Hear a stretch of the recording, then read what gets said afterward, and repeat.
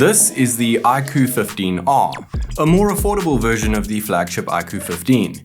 Everything is still very much on a flagship level, but it's now wrapped into a smaller package. Everyone seems to have the idea that bigger is always better. And personally, I couldn't exactly use a tiny phone. This kind of sits in between, giving you a golden ratio mid-sized smartphone. Think of this as the best of both worlds. And there's really no compromise when it comes to box contents. You get the device, a case, a charging cable, and a 100-watt charging block. Because yes, this pocket-friendly phone packs in 100-watt charging, which will get you 50% in just 33 minutes. And that's insane once you realize that half of its battery capacity, 50%, is actually larger than the iPhone 17's entire battery capacity. iQOO somehow managed to squeeze in a 7,600 mAh cell into a 7.9mm phone, and it's $300 cheaper than its bigger brother. It strikes a similar design language with that floating camera module, and its camera array gives it a simple yet unique look, which sits on top of its completely flat glass matte black backplate, which flows into its aerospace-grade aluminum side rails, which are also flat and also matte black. Its corners are now more rounded for a more comfortable grip, and its screen is also completely flat, which has razor-thin bezels, offering a proper flagship look and feel. And what's even crazier is that this $500 phone has an ultrasonic fingerprint sensor under its screen, which needs just a tap to unlock, and because it's smaller, it's so much easier to unlock your phone with just one hand. This has got to be the cheapest phone with an ultrasonic fingerprint sensor, and to top it off, it also manages to squeeze in flagship-level IP68 and IP69 dust and water certifications. These are all expected specs for ultra flagships, but for a sub $500 smartphone, that's just impressive. But we've barely even scraped the surface of what's impressive about this mid-ranged, mid-sized smartphone. Alright, so one of the big ones is its display, because it's not huge. It's not tiny. It's a perfectly sized 6.59-inch AMOLED screen, which feels just right. And it's backed by a 1.5K resolution, a peak brightness of 5,000 nits, which is higher than most phones that cost twice its price, can drop down to as low as 1 nit, has 4,320Hz PWM dimming, a 3,200Hz touch sampling rate, and manages a 144Hz screen refresh rate. That refresh rate is higher than most flagships, and it makes daily tasks a breeze, but it makes even more sense when you realize the main selling points of this phone. Its performance. It's powered by the flagship-level 3nm driven Snapdragon 8 Gen 5 chipset, which boasts an all-big core design and peaks at 3.8 GHz speeds. There's also a new cooling system, which is 3 times larger than the industry standard. And they even threw in flagship-grade UFS 4.1 storage and LPDDR5X Ultra RAM. With all this hardware, benchmark scores are a ton higher than what this phone is actually worth. It's not going to hit Snapdragon 8 Elite Gen 5 benchmark scores, but the 8 Gen 5 is honestly more power than what 99% of most users actually need. And if you're a gamer, this phone offers more than you could possibly want, and then some. Just like iQOO's other flagships, there's Ultra Game Mode, so when you're in a game, you can do things like activate Monster Mode for maximum performance, bypass charging, which powers your phone directly from the charger, bypassing the battery entirely, and so much more. But more importantly, the 15R includes iQOO's flagship self-developed supercomputing chip Q2, which is a dedicated gaming chip that handles things like ray tracing, visual enhancements, and more impressively, allows native 1.5K resolution upscaling at native frame rates for a PC-grade quality experience. Or sticking to ultra-high resolution lets you also enable super frame rate, which is a frame interpolation feature that allows 60 FPS capped games like Genshin Impact jump up to 144 FPS to match the phone's native refresh rate. Not only does it look good, but my goodness, it feels unbelievably smooth, even with all graphical settings cranked up to the max.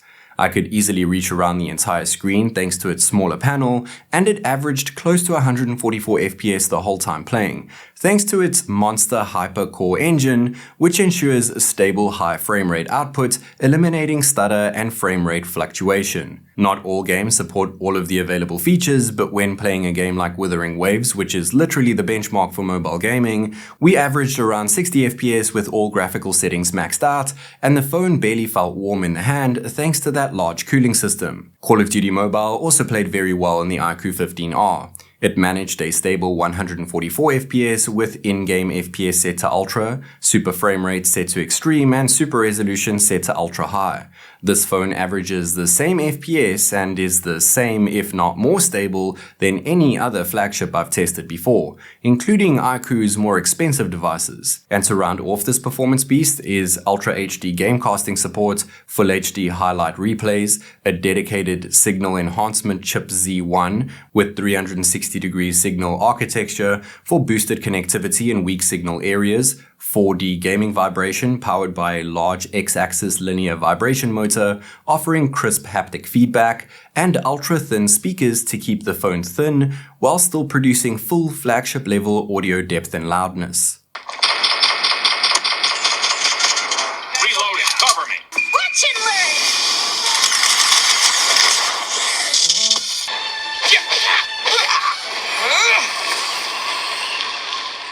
But what's that one thing that we do more than anything? Use our phone as an actual phone, and thankfully the iQOO 15R ships with Origin OS 6 skinned over Android 16 for that flagship level user experience, along with 4 years of major Android updates and 6 years of security patches. The device is global, so all of Google's goodies are included. There's tons of ways to customize your device, including an always-on display which can be permanently enabled.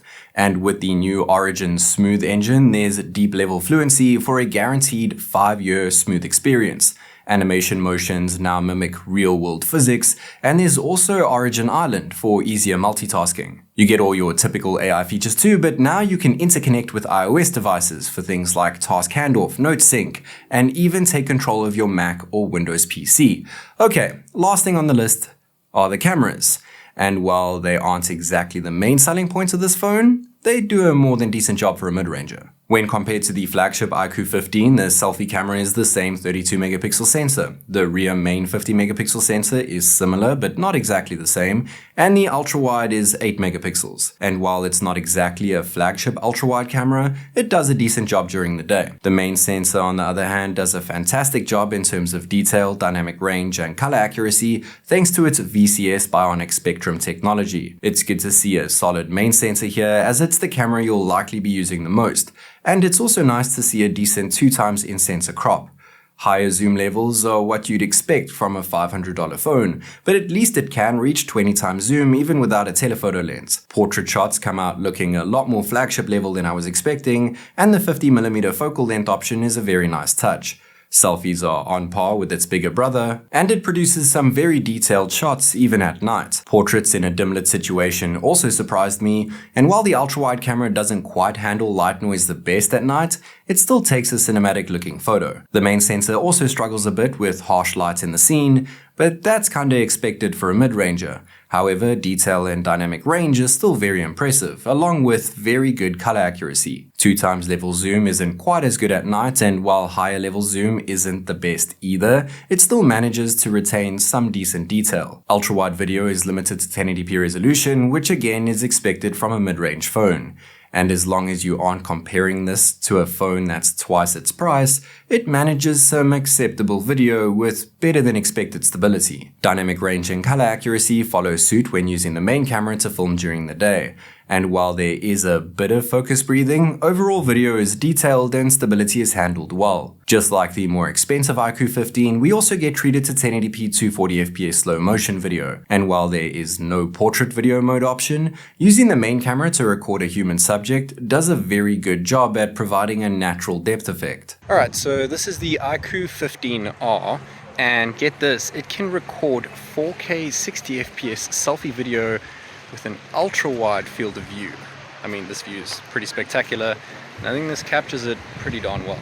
That microphone quality is actually better than expected, but low-lit selfie video does tend to get a bit grainy. Nighttime video of a human subject tends to smoothen out faces a bit, but that wonderful natural depth is still present. Ultra-wide video at night is a bit of a hit and miss, but that's expected, even for flagships. And while main video comes out a lot more exposed than the ultra-wide, it's not exactly perfect. But that's perfectly fine, because again, this is a mid-range phone with mid-range camera sensors. Aside from cameras, which is honestly not the main selling points of this device, the iQOO 15R does so much right for its price that it's hard to fault it for what is pretty much expected camera performance in the mid-range segment. It includes everything in its box, has an enormous 7600 mAh battery with very fast 100 watt charging, a stunning, vivid and extremely bright display which is perfect in size at 6.59 inches. Its 144Hz refresh rate pairs nicely with its flagship level chipset, incredibly fast storage and RAM, and huge cooling system for solid gaming sessions filled with impressive gaming features, offering very high and stable frame rates.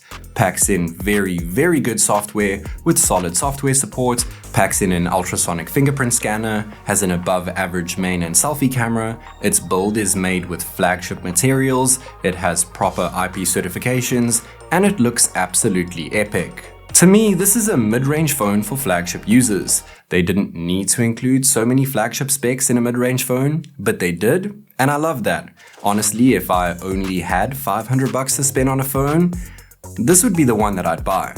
As always, this is TechNick, and I'll catch you in the next one.